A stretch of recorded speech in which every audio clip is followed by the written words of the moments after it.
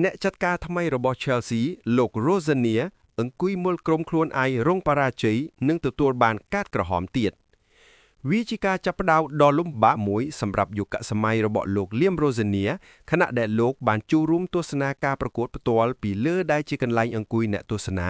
ក្នុងនាមជាអ្នកចាត់ការថ្មីរបស់ Chelsea ប៉ុន្តែបែរជាត្រូវឃើញក្រុមរបស់លោកចាញ់ក្រុមធ្វេជើងក្រុម Fulham 2-1 នៅកីឡដ្ឋាន Craven Cottage កាលពីយប់ថ្ងៃពុធលោក Rossoneri បានឃើញផ្ទាល់ភ្នែកនៅវិបត្តិវិន័យរបស់កីឡាករ Chelsea ដែលបានក្លាយជាជំងឺរ៉ាំរ៉ៃក្នុងរដូវកាលនេះខ្សែការពារ Marc Cucurella ត្រូវបានបណ្ដេញចេញពីការប្រកួតនៅនាទីទី22បន្ទាប់ពីបានបង្កកំហុសទៅលើកីឡាករ Harry Wilson ក្នុងស្ថានភាពដែលអាចស៊ុតបញ្ចូលទីបាន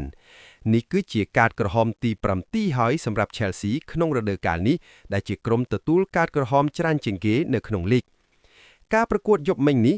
Raul Jimenez បានតែតបញ្ចូលទីឲ្យ Fulham នាំមុខនៅនាទីទី55 Liam Delap បានរកគ្រាប់បាល់តាមស្មាឲ្យ Chelsea នៅនាទីទី72ដែលផ្ដល់សង្ឃឹមខ្លះៗដល់អ្នកចាត់ការ Harry Wilson បានស៊ុតគ្រាប់បាល់ជ័យជំនះឲ្យ Fulham នៅនាទីទី81បន្ទាប់ពីទាញបាល់គេចផុតទីខ្សែការពារ Chelsea ក្រៅពីកីឡាករទទួលកាតក្រហមមានកីឡាករសំខាន់ៗដូចជា Cole Palmer Enzo Fernandez និង Tosin Adarabioyo សុទ្ធតែទទួលបានកាតលឿងសម្រាប់ការតវ៉ាខ្លាំងៗទៅកាន់អាជ្ញាកណ្ដាល